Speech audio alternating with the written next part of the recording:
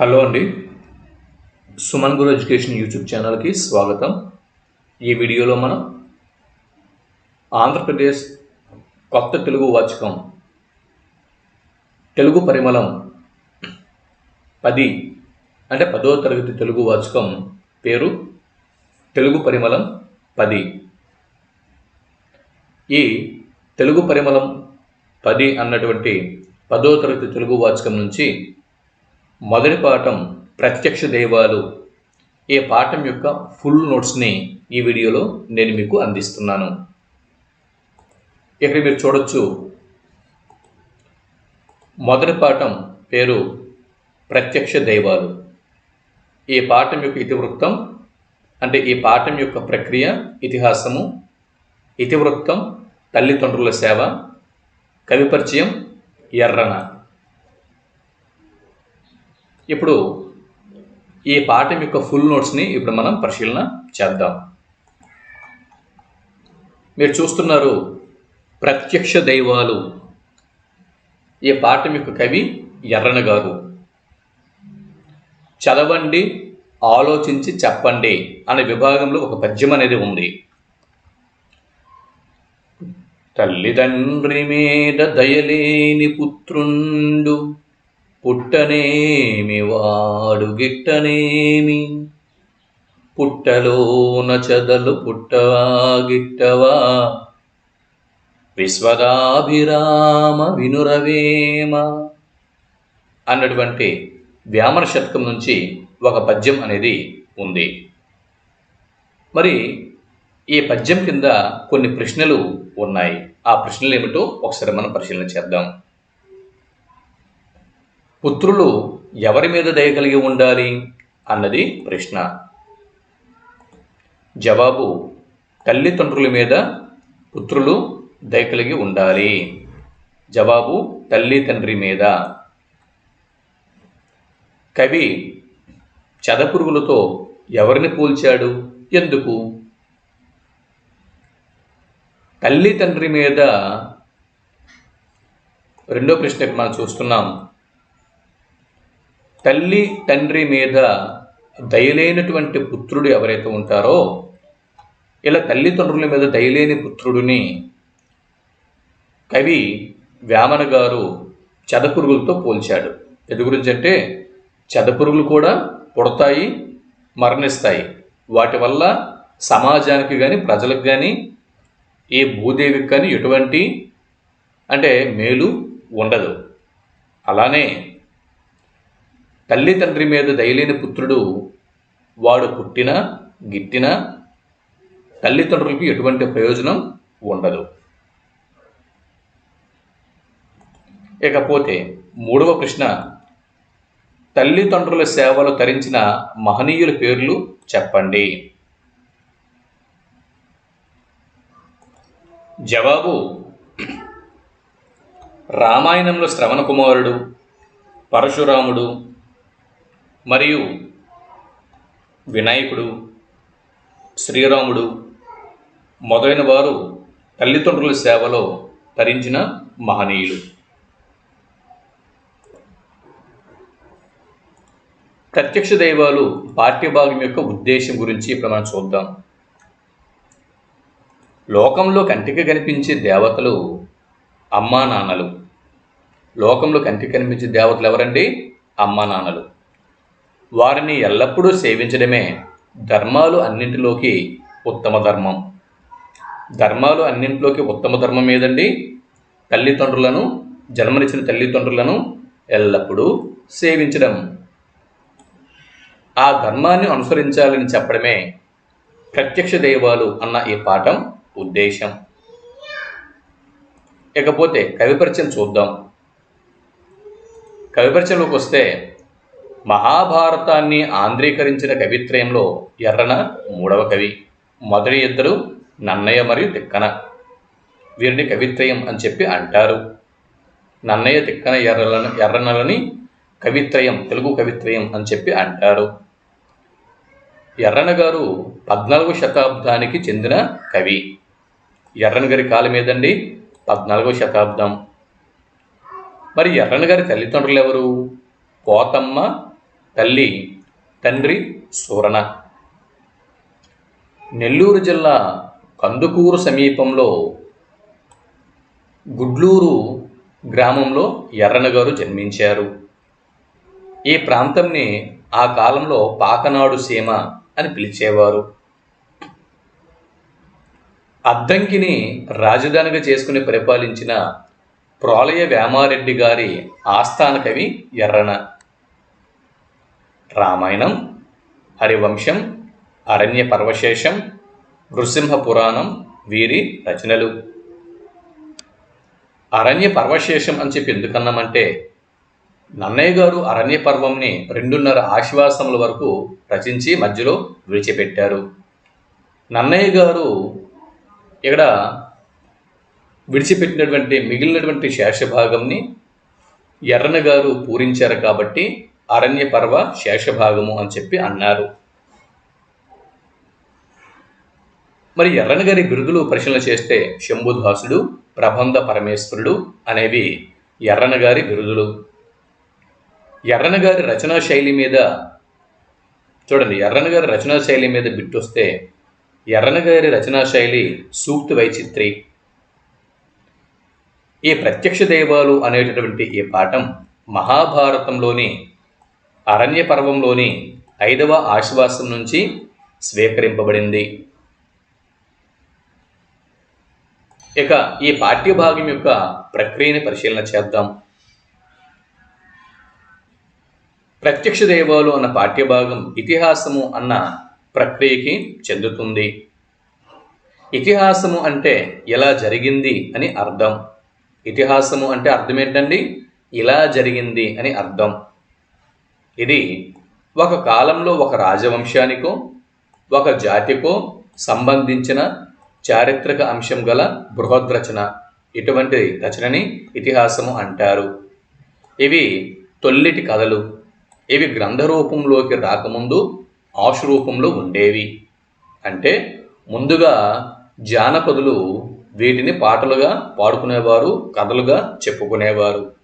దాని తర్వాత ఈ విధంగా అంటే ఒక లిఖితపూర్వకంగా, రాతపూర్వకంగా కాకుండా నోటి మాట ద్వారాన అంటే కథల రూపంలో చెప్పుకోవడం, పాటల రూపంలో పాడుకోవడం, ఈ విధమైనటువంటి కథల్ని ఆశురూపపు కథలు అని చెప్పి అంటారు. ఆశురూపం అంటే నోటి మాట ద్వారా పాటలు పాడుకోవటం, కథలు చెప్పుకోవటం.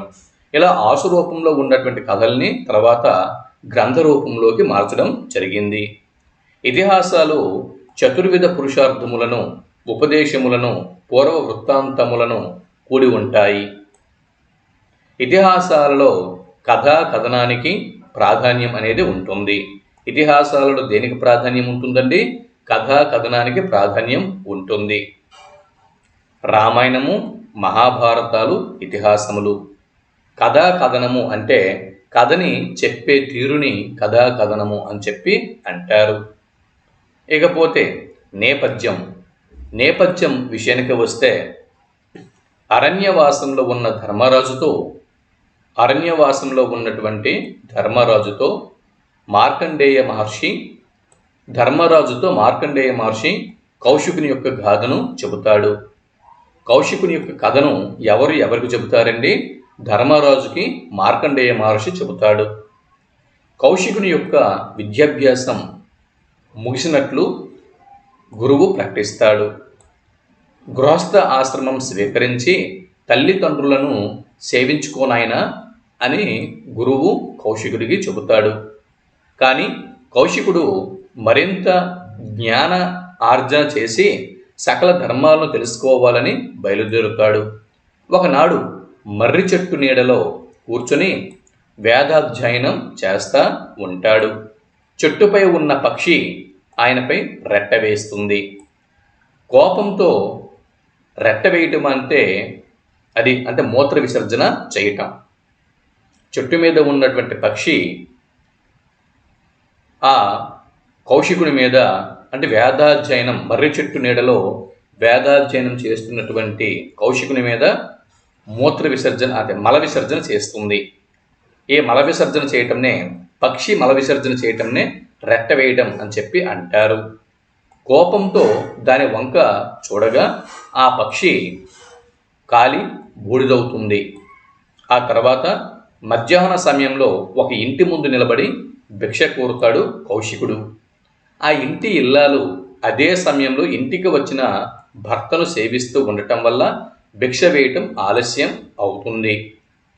ఆ ఇల్లాలు నిర్లక్ష్యం చేసిందనే కోపంతో కౌశికుడు ఇల్లాలి వంక చూడగా, మహాత్మా, నేను చెట్టుపై ఉన్న పక్షిని కాను, సన్యాసికి ఎంత కోపం తగదు అని మంచి మాటలు చెప్పి, ఇంకా ధర్మ సూక్ష్మములను తెలుసుకోవాలని కోరిక ఉంటే కనుక మీరు మిథిలా నగరంలో నివసించే ధర్మవ్యాధుడిని కలవాలి అని తాను చెబుతుంది. ఆ ఇల్లాలి యొక్క సందేశం మేరకు, హితోపదేశం మేరకు కౌశికుడు ధర్మవ్యాధుడి దగ్గరకు వెళ్తాడు. ఆ నేపథ్యంలోనిదే ఈ పాఠ్యాంశం. ఇక్కడి నుంచి పాఠం ప్రారంభమవుతుంది. ఇక్కడ మీరు చూడొచ్చు, ఇవి చేయండి అన్న శీర్షికన అవగాహన ప్రతిస్పందన అన్నటువంటి ఈ విద్యా ప్రమాణాలలో భాగంగా కింది ప్రశ్నలకు సమాధానాలు చెప్పండి అని ఉంది. వీటిని ఒకసారి మనం పరిశీలన చేద్దాం. కౌశికుని తల్లిదండ్రులు చూపును కోల్పోవటానికి గల కారణాలు ఏమిటో చెప్పండి. కౌశికుని తల్లిదండ్రులు చూపును కోల్పోవటానికి గల కారణాలు ఏమిటి? దానికి జవాబు ఇక్కడ ఉంది, చూడండి. 8వ పద్యం యొక్క భావంలో దాని యొక్క జవాబు ఉంది.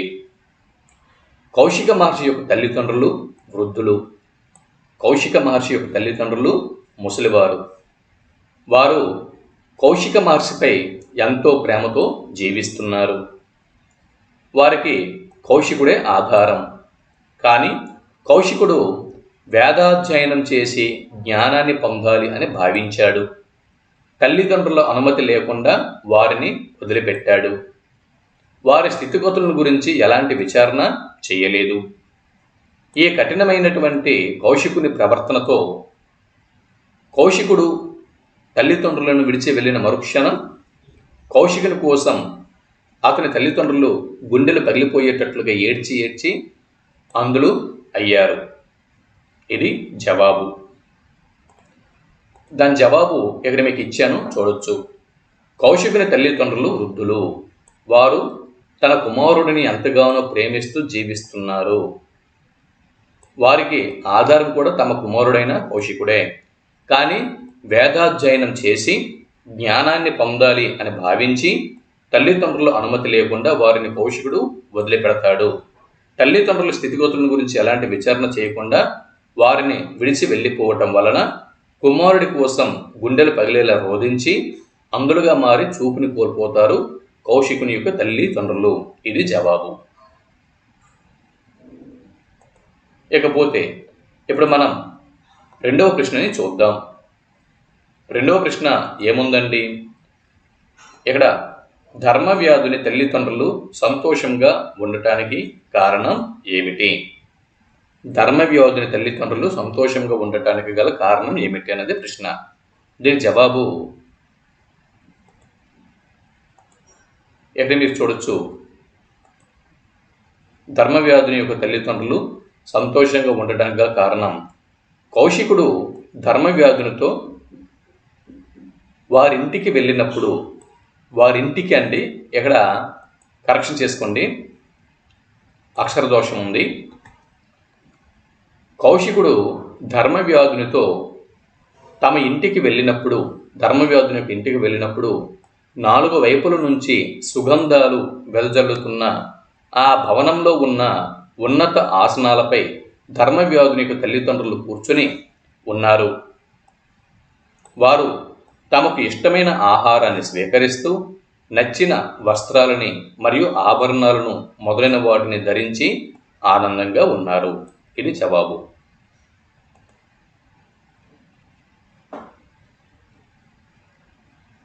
ఇప్పుడు 3వ ప్రశ్నని చూద్దాం.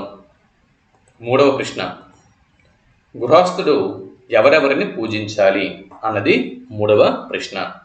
గృహస్థుడు ఎవరెవరిని పూజించాలి?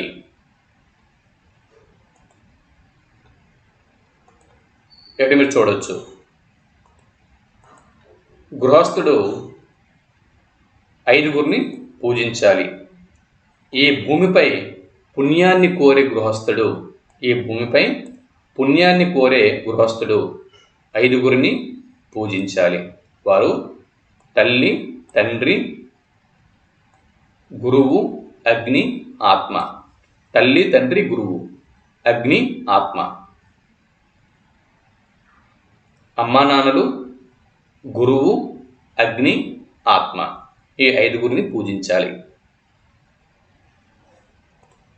ఇక్కడ 4వ ప్రశ్న ఉంది చూడండి. పువ్వు గుర్తు గల పద్యాలకు ప్రతిపదార్థాలు రాయండి అని చెప్పి ఉంది.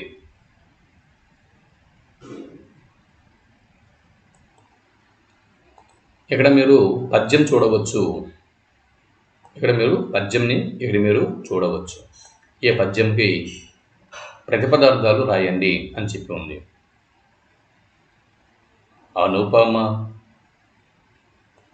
అనుపమము ఎట్టివారలకు నందదు ధర్మపదంబుధాత్రిలో, విను 10,000 విస్తృత ధర్మపరాయనుండు, గల్గునో కలుగండు సంధియము, కోరి సనాతన ధర్మమూది, యవ్వనికిని నీకుం పోలే బుధవత్సల ఇట్లు చరింపవచ్చునే. బుధవత్సల ఇట్లు చరింపవచ్చునే. పద్యం చూడండి. అనుపమము ఎట్టివారలకు నందదు ధర్మపదంబుధాత్రిలో, విను 10,000 విస్తృత ధర్మపరాయనుండు, కలుగండు సంధియము, కోరి సనాతన ధర్మమూది, యవ్వనికి నీకుం పోలె బుధవత్సల ఇట్లు చరింపవచ్చునే. ఇది పద్యం. ఇది మన పాఠ్యభాగంలో ఎన్నో పద్యము. ఒకసారి చూసినట్లయితే ఇది ఏ పద్యము? ఇక్కడ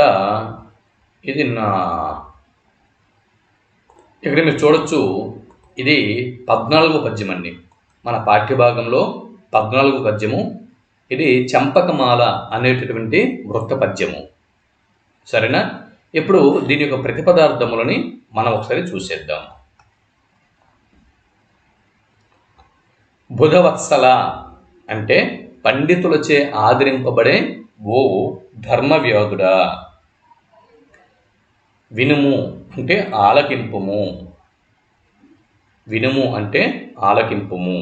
ధాత్రిలో ఈ భూమి యందు ధర్మపదంబు ధర్మ మార్గం అనుపమము సాటిలేనిది. ఎట్టివారులకు అంటే ఎటువంటి వారికైనా అందదు, గ్రహించడం సాధ్యమైనది కాదు. విను అంటే ఈ విషయం తెలుసుకో. 10,000 అంటే 10,000 మందిలో ఒక్కడైనా విస్తృత ధర్మపరాయణుండు, గొప్ప ధర్మ మార్గాన్ని అనుసరించేవాడు. కలుగును ప్లస్ ఓ కలుగునో అంటే ఉంటాడో, కలుగండు అంటే ఉండడు, సందేహము అంటే సందేహమే, కోరి అనగా ప్రయత్నించి, సనాతన ధర్మం ప్రాచీన ధర్మంని, ఊది అంటే తెలుసుకొని లేదా గ్రహించి, ఇట్లు ఈ విధంగా ఎవ్వరికైనా లేదా ఏ మనిషికైనా నీకున్ ప్లస్ పోలెన్ నీవు ఆచరిస్తున్నటువంటి విధముగా. నీకు పోలెన్ అంటే నువ్వు ఆచరిస్తున్నటువంటి విధముగా. చర్చింపవచ్చునే ప్రవర్తించడం సాధ్యమా? సాధ్యము కాదు కదా. ఇవి ప్రతిపదార్థాలు. ఓకే, ఇవి. దాని తర్వాత మరో పద్యము, పువ్వు గుర్తుగల పద్యం మరొకటి ఉంది. అదేదో చూద్దాం. ఇదిగో, ఎనిమిదో పద్యము పువ్వు గుర్తు ఉన్నటువంటి ఎనిమిదో పద్యము పాఠ్యభాగం ఎనిమిదవ పద్యంకి కూడా పువ్వు గుర్తు అనేది ఉంది. ఈ పద్యం ఇప్పుడు మనం ఒకసారి చూద్దాం. ఈ పద్యం చూడండి, ఇది ఉత్పలమాల అన్న వృత్త పద్యానికి చెందుతుంది. ఈ పద్యము ఇక్కడ మీరు చూడొచ్చు, ఉత్పలమాల అన్న వృత్త పద్యం ఇది.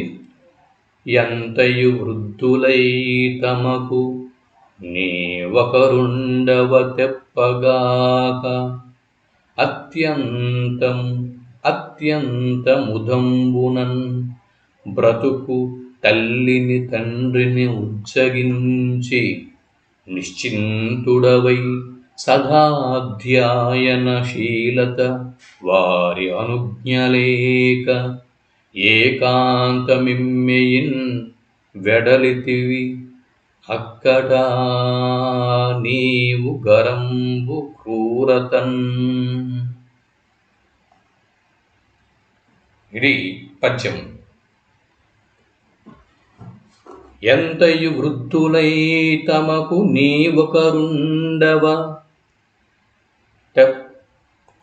తెప్పకాక అత్యంతముదంబునన్ బ్రతుకు తల్లిని తండ్రిని నుజ్జగించి నిశ్చింతుండవై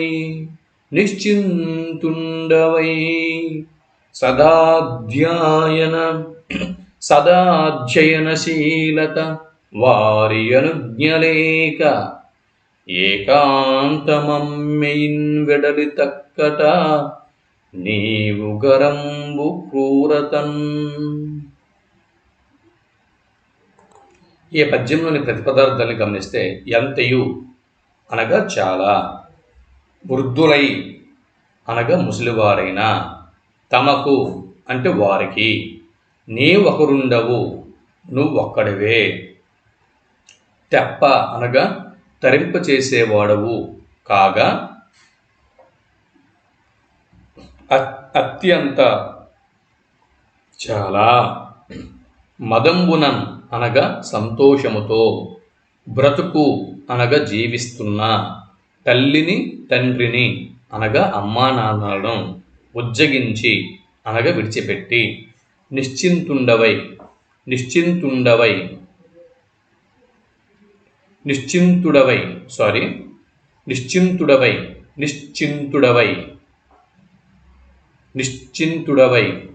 ఆలోచన లేనివాడవై.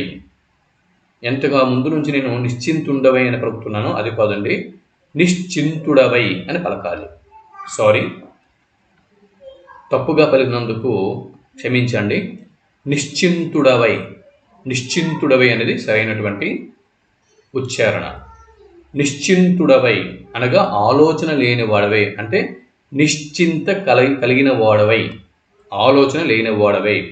సదాధ్యాయనశీలత వేదాధ్యయనం చేయాలని స్వభావంతో, వారి అనుజ్ఞ తల్లిదండ్రుల అనుమతి లేక అనగా లేకుండానే, ఈ విధంగా ఏకాంతము అనగా ఒక్కడివే, అక్కట అయ్యో నీవు అనగా కౌశికుడివైన నువ్వు, కరంబు చాలా, క్రూరతన్ కఠినత్వంతో, విడిలితి ఇంటిని విడిచేవు.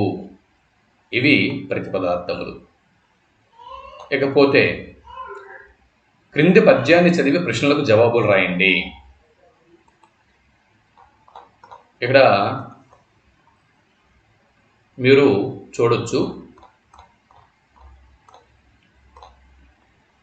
క్రింది పద్యాన్ని చదివి ప్రశ్నలకు జవాబులు రాయండి అని ప్రశ్న అనేది ఉంది. ఇక్కడ పద్యం మీరు చూడొచ్చు. జతనంబు మిగుల మాసములు 9 యుదరంబునన్ కరము భరంబుతోడ భరించి పదబడి ప్రాణ సంశయ దశ నుండి పుత్రునిన్ కాంచు నిందున్ తల్లి. తపములు యజ్ఞముల్ దానముల్ వ్రతములు దేవతా సజ్జన సేవనములు గావించున్ పుత్రుని గామించి జనకుండి పుత్రుని కామించి మళ్ళీ చూడండి. తపములు యజ్ఞముల్ దానముల్ వ్రతములు దేవతా సజ్జన సేవనములు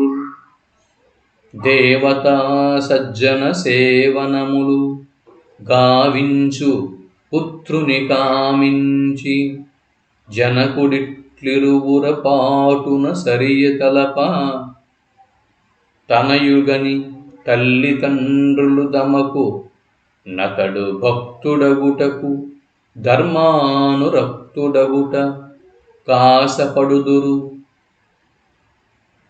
వినుము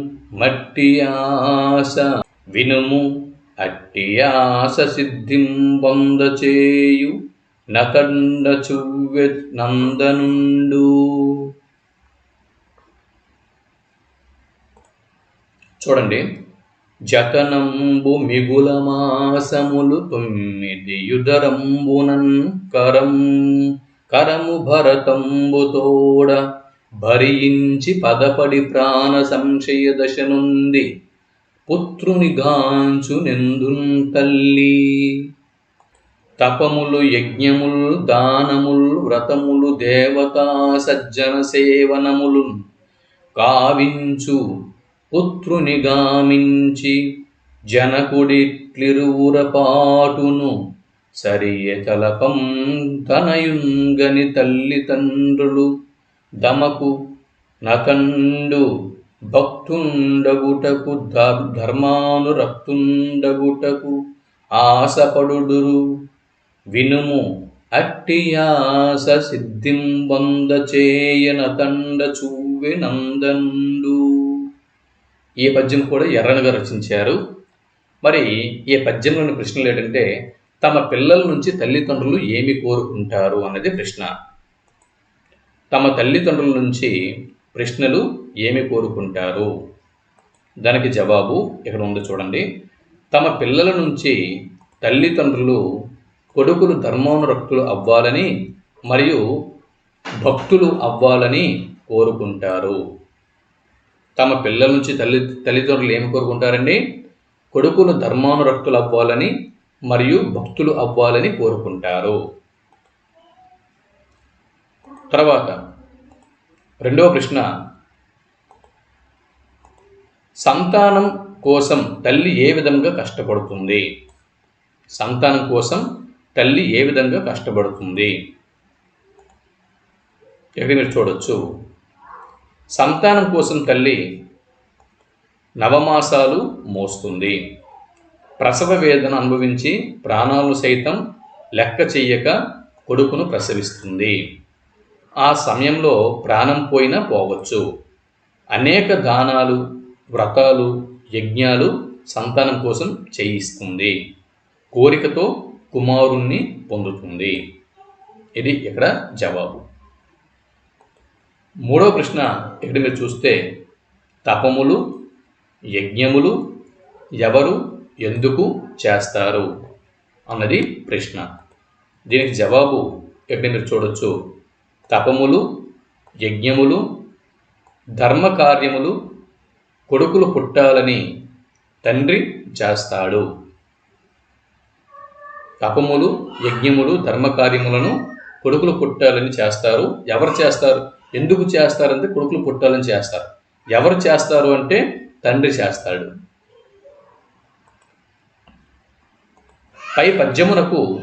పై పద్యం ఆధారంగా ఒక ప్రశ్న తయారు చేయండి. 4వ ప్రశ్న, ఒక ప్రశ్న తయారు చేయండి. పై పద్యమును రచించిన వారు ఎవరు? ప్రశ్నలో తయారు చేయవచ్చు. పై పద్యమును రచించిన వారు ఎవరు అని ప్రశ్న తయారు చేయవచ్చు. దీని జవాబు ఎర్రన గారు. ఇకపోతే ఇక్కడ మీకు చూడొచ్చు, అపరిచిత గద్యాన్ని చదివి ప్రశ్నలకు సమాధానాలు రాయండి. అపరిచిత గద్యాన్ని చదివి ప్రశ్నలకు సమాధానాలు రాయండి. కేరళకు చెందిన 17 ఏళ్ల బాలిక తన తండ్రి కోసం గొప్ప త్యాగం చేసింది. అమల్లో ఉన్న చట్టాల వల్ల ఎదురవుతున్న అడ్డంకులను న్యాయస్థానం ద్వారా తొలగించుకొని మరి ఆమె తన తండ్రికి ప్రాణదానం చేసింది. ఆమె త్యాగనిరతిని అందరూ ప్రశంసిస్తున్నారు. కేరళలోని త్రిశూర్లో ప్రతీష్ ఒక కేఫ్ నడుపుతున్నారు. ఆయన తీవ్రమైన కాలేయ వ్యాధితో బాధపడుతున్నారు. ఆయన కాలేయ మార్పిడి శస్త్రచికిత్స చేయటం తప్పనిసరి అని వైద్యులు తెలిపారు. ఇకపోతే ఆయనకు కాలేయాన్ని ఇవ్వగలిగితే తగిన అవయవదాత అంటే ఆయనకు కాలేయాన్ని ఇవ్వగలిగే తగిన అవయవదాత దొరకలేదు.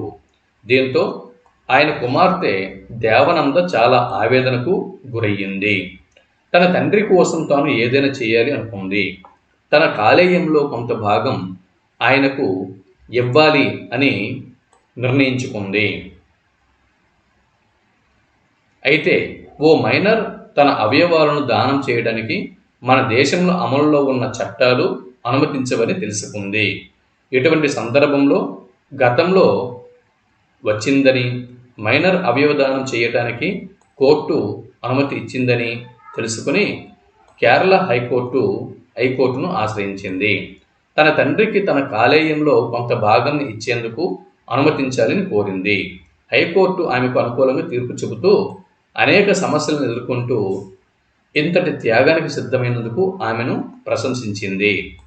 తన కాలేయాన్ని ఇచ్చేందుకు హైకోర్టు అనుమతించడంతో దేవనంద తన కాలేయం దానం చేయటానికి తగిన స్థాయిలో ఆరోగ్యవంతంగా ఉండటం కోసం ఆహారపు అలవాట్లు పూర్తిగా మార్చుకుంది. స్థానిక జిమ్లో క్రమం తప్పకుండా వ్యాయామం చేసింది. అలువలోని ఓ ఆసుపత్రిలో తన కాలేయాన్ని దానం చేసింది. ఆమె సాహసానికి మెచ్చుకొని శస్త్రచికిత్సకు అయ్యే ఖర్చులను ఆసుపత్రి యాజమాన్యం ఉపసంహరించింది. ఓ వారం రోజుల తర్వాత ఆమెను ఆసుపత్రి నుంచి ఇంటికి పంపించారు. తన తండ్రికి తన కాలేయంలో కొంత భాగం ఇవ్వటం తనకు గర్వకారణమని, సంతోషంగా ఉందని దేవనంద తెలిపారు. ఇది అపరిచిత గద్యం. ఇక్కడ చూడండి ప్రశ్నలు జవాబులు. దేవనంద తన తండ్రి కోసం ఏం చేయాలనుకుంది? దేవనంద తన తండ్రి కోసము ఏం చేయాలి అనుకుంది? దీనికి జవాబు దేవనంద తన తండ్రి కోసం కాలేయంలో కొంత భాగంని ఇవ్వాలనుకుంది, ప్రాణదానం చేయాలి అనుకుంది. ఇకపోతే హైకోర్టు దేవనందను ఎందుకు ప్రశంసించింది? హైకోర్టు దేవనందను ఎందుకు ప్రశంసించింది? ఇక మీరు చూడొచ్చు జవాబు. దేవనంద తన తండ్రికి తన కాలేయంలో కొంత భాగం ఇవ్వడానికి సిద్ధమైంది. ఆమె త్యాగానికి ముచ్చటపడి హైకోర్టు దేవనందను ప్రశంసించింది. దాని తర్వాత దేవనందకు హాస్పిటల్ యాజమాన్యం ఏ విధంగా సహకరించింది?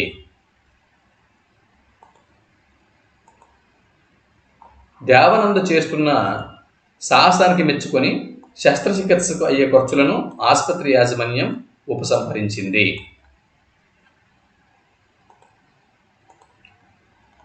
పారా ఆధారంగా ఒక ప్రశ్నను తయారు చేయండి. దేవనంద తండ్రి పేరు ఏమిటి? ప్రశ్న. దేవనంద తండ్రి పేరు ఏమిటి? ప్రశ్న ఎలా తయారు చేయవచ్చు? లేదా దేవనంద ఏ రాష్ట్రానికి చెందిన, అంటే దేవనంద గారు ఏ రాష్ట్రానికి చెందినవారు? ఈ రెండు ప్రశ్నలు ఏదో ఒక ప్రశ్న మీరు తయారు చేయొచ్చు. లేదా మీకు నచ్చిన ఇంకేమైనా ఒక ప్రశ్న మీ మెదడులో తలెత్తుతూ దాన్ని కూడా తయారు చేసుకోవచ్చు. దాని తర్వాత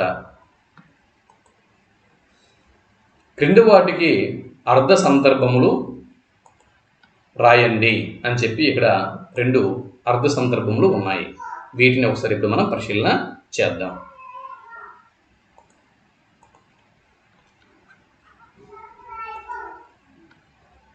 ఇక్కడ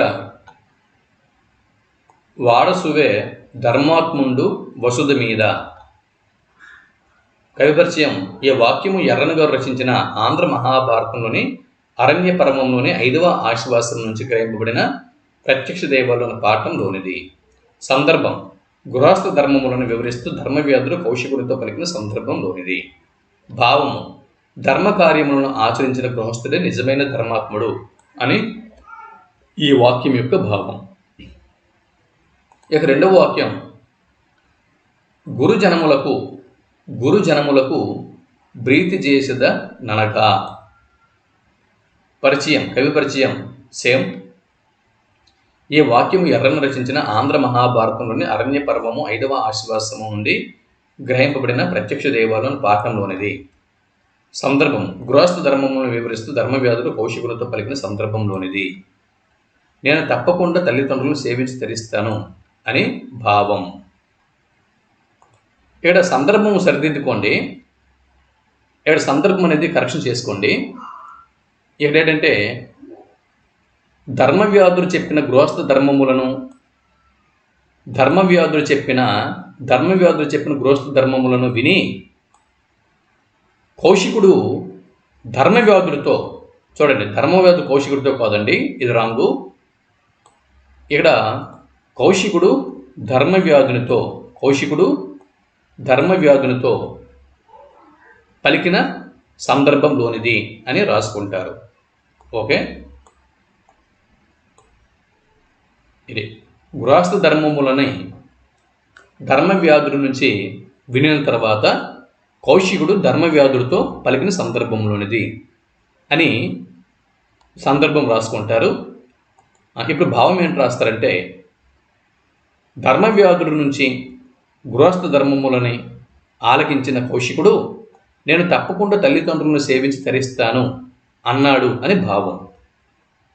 ఇది కొంచెం ఇది కరెక్షన్ చేసుకోండి. ఇకపోతే మీరు చూడొచ్చు, క్రింది ప్రశ్నలకు ఏకవాక్య సమాధానాలు రాయండి.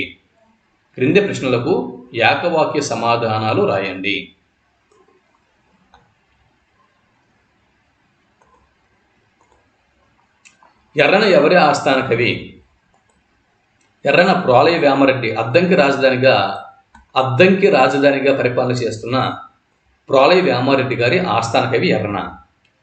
ధర్మవ్యాధుని కథను ఎవరికి చెప్పారు? జవాబు, ధర్మవ్యాధుని కథను మార్కండేయ మహర్షి అరణ్యవాసంలో ఉన్నటువంటి ధర్మరాజుతో చెప్పాడు. ఓకే, అరణ్యవాసంలో ఉన్నటువంటి ధర్మరాజుతో చెప్పాడు. ఇకపోతే మూడవ ప్రశ్న, ఎవరికి సేవ చేయటం తన ధర్మం అని కౌశికుడు గ్రహించాడు?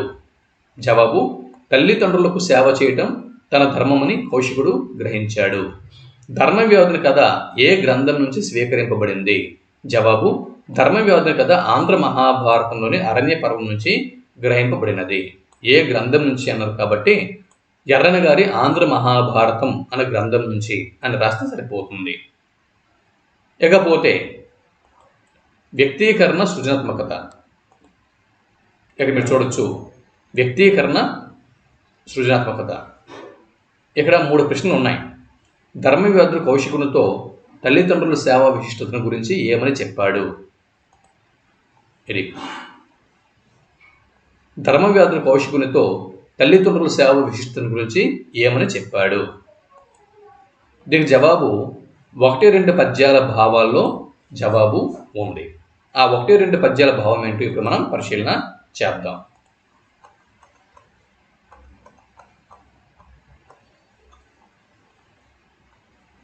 చూడండి, ఇక్కడ ప్రశ్న ఏంటి? ధర్మవ్యాధుడు కౌశికునితో తల్లిదండ్రుల సేవ విశిష్టత గురించి ఏమని చెప్పాడు కదా. ఇక్కడ చూడండి, ఓ కౌశిక మహర్షి, నీవు నన్ను సర్వజ్ఞుడు అంటూ అభినందించావు. నేను ఇంతటి విజ్ఞానాన్ని పొందడానికి మూలమైన ధర్మం ఒకటి ఉంది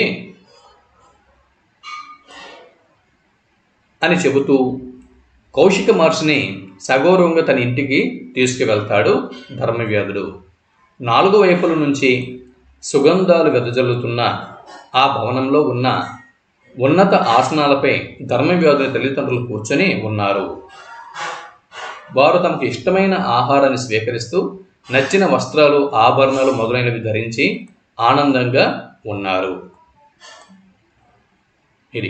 ఇది జవాబు. ఓ కౌశిక మహర్షి, నీవు నన్ను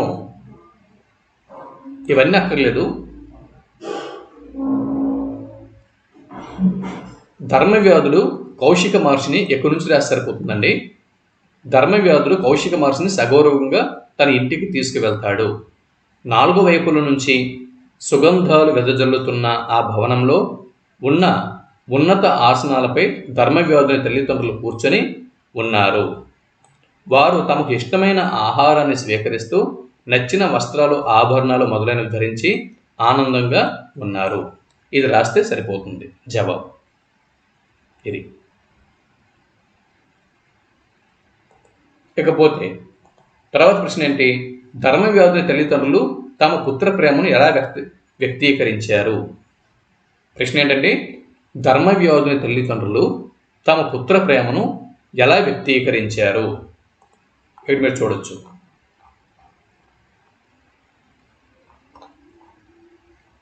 ధర్మవ్యాధుని తల్లిదండ్రులు తమ పుత్ర ప్రేమను ఎలా వ్యక్తీకరించారు? దీనికి జవాబు 3వ పద్యం యొక్క భావంని రాస్తే సరిపోతుంది. 3వ పద్యం యొక్క భావం ఇదిగో. ప్రియమైన కుమార, నీవంటి ఉత్తముడు కుమారుడే ఉండగా మాకేమి లోటు ఉంటుంది? నీవు పాటించే ధర్మం నిన్ను రక్షిస్తుంది. చక్కని సంపదలతో చిరకాలం జీవించగలవు. నీ ప్రవర్తన చేత మన యొక్క వంశం పవిత్రమైంది. మానవుడిగా జన్మించావే కానీ దేవతలలో గొప్ప దేవతవు, అనుమానం లేదు. మనస్సు, మాట, ఆచరణల చేత తల్లిదండ్రులను ప్రేమిస్తున్నావు. ఉత్తమ గుణవంతుడమైన నీ గుణం గురించి చెప్పి తర్వాత పరశురాముడి గురించి చెప్పాలి, మరెవ్వరూ సాటిరాదు అంటూ ఈ విధంగా ధర్మవ్యాధుని తల్లిదండ్రులు తమ పుత్ర ప్రేమను వ్యక్తీకరించారు. ఇది తర్వాత 3వ ప్రశ్న మనం చూద్దాం. 3వ ప్రశ్న చూడండి. గృహస్థ ధర్మాన్ని గురించి ధర్మవ్యాధుడు ఏం చెప్పాడు? గృహస్థ ధర్మాన్ని గురించి ధర్మవ్యాధుడు ఏం చెప్పాడు అన్నది ప్రశ్న. దీనికి జవాబు 6వ పద్య భావం. 6వ పద్యం యొక్క భావం ఏంటి? 6వ పద్యం యొక్క భావం చూద్దాం. ఇదిగో. ఈ భూమిపై పుణ్యాన్ని కోరే గృహస్థుడు తల్లి, తండ్రి, గురువు, అగ్ని, ఆత్మ అనే ఈ 5గురిని పూజించి సంతోషపరచాలి. అలాంటి గృహస్థుడే ధర్మాత్ముడు. ఇది ఇక్కడ జవాబు. ఈ భూమిపై పుణ్యాన్ని కోరే గృహస్థుడు తల్లి, తండ్రి, గురువు, అగ్ని, ఆత్మ అనే 5గురిని పూజించి సంతోషపరచాలి. అలాంటి గృహస్థుడే ధర్మాత్ముడు. ఇది ఇక్కడ జవాబు. ఇది గృహస్థ ధర్మం గురించి ధర్మవ్యాధుడు కౌశికుడికి ఇలా చెప్పాడు. ఇకపోతే ఈ క్రింది ప్రశ్నలకు 8 నుంచి 10 వాక్యాలు సమాధానాలు రాయండి. ఇక్కడ మీరు చూడొచ్చు.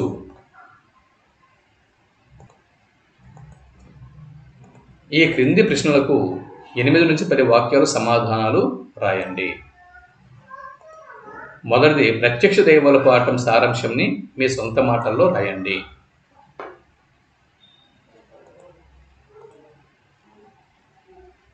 ఇక్కడ మీరు చూడొచ్చు. ప్రత్యక్ష దైవాలు పాఠం సారాంశాన్ని మీ సొంత మాటల్లో రాయండి.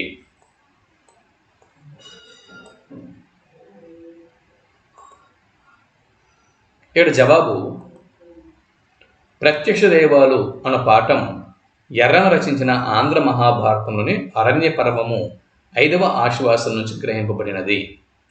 అరణ్యవాసంలో ఉన్న ధర్మరాజుతో మార్కండేయ మహర్షి కౌశికుని కథను చెబుతాడు. ఒక ఇల్లాలి సూచన మేరకు కౌశికుడు మిథిలా నగరంలోని ధర్మవ్యాధుణ్ణి కలిసేందుకు వస్తాడు. అప్పుడు ధర్మవ్యాధుడు కౌశికునికి ధర్మంని గురించి హితోపదేశం చేసేందుకు సగౌరవంగా తన ఇంటికి తీసుకువెళతాడు.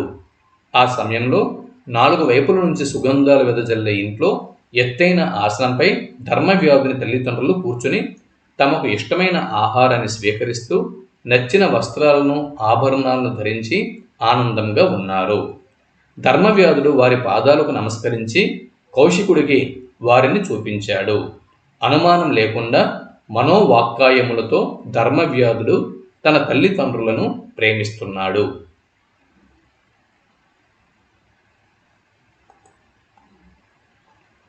తల్లిదండ్రులను సేవించడం వల్లనే నాకు ఉత్తమ జ్ఞానం అలవడింది. నా తల్లిదండ్రులే నా పాలిట దేవతలు, ఇతర దేవతల గురించి నాకు తెలియదు. ఇలా సేవించడం వల్ల వేదాధ్యయనం, యజ్ఞాలను, వ్రతాలను చేసిన ఫలితం వస్తుంది. ఈ భూమిపై పుణ్యాన్ని కోరిన గృహస్థుడు తల్లి, తండ్రి, గురువు, అగ్ని, ఆత్మ అనే ఈ ఐదింటిని పూజించాలి అని ధర్మవ్యాధుడు కౌశికునికి ధర్మోపదేశం చేశాడు. నీవు నా వద్దకు ఒక పతివ్రత పంపగా వచ్చావు. నీ తల్లిదండ్రులు నిన్ను ప్రేమిస్తూ జీవిస్తున్నారు. నీవే వారికి ఆధారం. అయినా వారిని నిర్లక్ష్యం చేసి నువ్వు రావటం వల్ల గుండెలు పగిలేలా ఏడ్చి ఏడ్చి చూపుని కోల్పోయారు. నీ కఠినమైన ప్రవర్తన నాకు నచ్చలేదు. నువ్వు సంపాదించే జ్ఞానం, పుణ్యం కోసం నువ్వు పడే శ్రమ తల్లిదండ్రులను సేవ చేయకపోతే వ్యర్థమవుతాయి. నేను చెప్పిన విధంగా ఆచరించు, నీకు మేలు కలుగుతుంది అని కూడా ధర్మవ్యాధుడు కౌశికునికి ధర్మోపదేశం చేశాడు. నీతో స్నేహం కలగడం నా అదృష్టం. ఓ పుణ్యాత్ముడా, తప్పకుండా నా తల్లిదండ్రులను సేవించి తరిస్తాను. నాకు కలగబోయే శుభాలన్నింటికీ ఇది సూచకం అని పలికి కౌశికుడు ధర్మవ్యాధుని నుండి సెలవు తీసుకుంటాడు. ఇది ఇక్కడ మీరు రాయాల్సినటువంటి జవాబు. ఇక రెండో ప్రశ్న, ఈ పాఠం ఆధారంగా ధర్మవ్యాధుని వ్యక్తిత్వంని విశ్లేషించండి అన్నది రెండవ ప్రశ్న. మీరు చూడొచ్చు, ఈ పాఠం ఆధారంగా ధర్మవ్యాధుని వ్యక్తిత్వంని విశ్లేషించండి.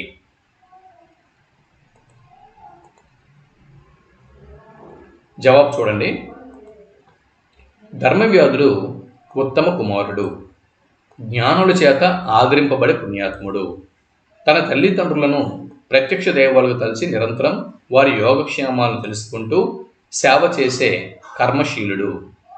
మనస్సు, మాట, ఆచరణ చేత తల్లిదండ్రులను ప్రేమించేవాడు. తల్లిదండ్రులు నివసిస్తున్న ఇంటిని శుభ్రంగా ఉంచి సముచితమైన ఉన్నత ఆసనంపై కూర్చుండబెట్టి ప్రియమైన ఆహారాన్ని, నచ్చిన వస్త్రాలను, ఆభరణాలను ఇచ్చి తల్లిదండ్రులు ఆనందపడేలా సేవ చేసేవాడు.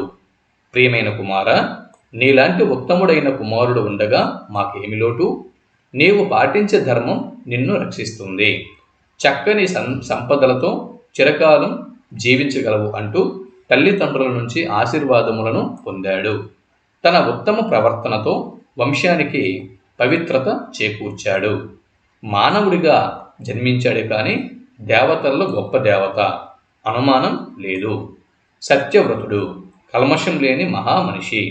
తల్లి, తండ్రి, గురువు, అగ్ని, ఆత్మ అనే ఐదింటిని పూజించడం, వీటి ద్వారా భూమిపై పుణ్యాన్ని కోరి గృహస్థుడు ధర్మవ్యాధుడు అని ఈ విధంగా మీరు జవాబుని రాస్తారు. ఇకపోతే మూడవ ప్రశ్న మీరు చూడొచ్చు. మూడవ ప్రశ్న ఏంటి? వృద్ధాశ్రమాల్లో పెరిగిపోతున్న నేటి రోజుల్లో తల్లిదండ్రుల సేవను మించిన ధర్మం లేదు అనే ధర్మవ్యాధుని అభిప్రాయ ప్రాధాన్యతను పాఠం ఆధారంగా వివరించండి. దీనికి జవాబు, తల్లిదండ్రుల సేవను మించిన ధర్మం లేదు అని మహాభారతం చెబుతోంది. జన్మనిచ్చిన తల్లిదండ్రులు పిల్లల పాలిట ప్రత్యక్ష దైవాలు. కష్టబెట్టబోకు కన్న తల్లి మనసు, నష్టబెట్టబోకు నాన్న పనులు. ఇక్కడ నాకు దీర్ఘం వస్తే నా వస్తుంది, ఇక్కడ నాకు దీర్ఘము, అలాగే ఇక్కడ షా వస్తుంది, ఇక్కడ షా అని కొడవ, ఇక్కడ షా తర్వాత షా అనేది వస్తుంది. తర్వాత తల్లిదండ్రులు దైవ సన్నిభులురా. కష్టబెట్టబోకు కన్న తల్లి మనసు, నష్టబెట్టబోకు నాన్న పనులు, తల్లిదండ్రులు దైవ సన్నిధులురా అంటారు కరుణశ్రీ గారు. నిజమైన గృహస్థుడు పుణ్యాత్ముడు అవ్వాలంటే తల్లి, తండ్రి, గురువు, అగ్ని, ఆత్మ ఈ ఐదింటిని పూజించాలి. తల్లిదండ్రులకు సేవ చేయటం వల్ల గొప్ప జ్ఞానం లభిస్తుంది. ధర్మవ్యాధుడిలాగా ఆలు బిడ్డలతో కలిసి సేవ చేస్తే వేదాధ్యయనం, యజ్ఞాలు, వ్రతాలు చేసిన ఫలితం వస్తుంది. ఇది గ్రహించిన వారు ఉంటే వృద్ధాశ్రమాలు ఉండవు, వీటి అవసరం రాదు. కనుక బాలలారా, ఈ పాఠం చక్కగా పఠనం చేసి ప్రతి ఒక్కరూ ధర్మవ్యాధుని వలె పుణ్యాత్ములు కావాలి. మీ తల్లిదండ్రులని మీరు పెద్దవాళ్ళు అయ్యాక చక్కగా చూసుకోవాలి, వారికి సేవ చేయాలి. ఓకే, ఇకపోతే క్రింది ప్రశ్నలకు సృజనాత్మకంగా సమాధానాలు రాయండి అని చెప్పి ఉంది. ఇక్కడ నుంచి మనం తర్వాత వీడియోలో సెకండ్ వీడియోలో తెలుసుకుందాం. వీడియో లెంగ్త్ ఎక్కువయింది కాబట్టి ఇక్కడ నుంచి సెకండ్ పార్ట్ రెండవ భాగంలో మిగిలిన నోట్స్ని నేను కవర్ చేస్తాను. ఇక్కడితో ఈ వీడియోని ముగిస్తున్నాను. దయచేసి ఇక్కడ ఈ వీడియోకి ఒక లైక్ ఇస్తారని, ఎవరైతే చివరి వరకు వీడియో చూశారో వారందరూ కూడా ఈ వీడియోకి ఒక లైక్ ఇస్తారని ఆశిస్తూ సెలవు తీసుకుంటున్నాను.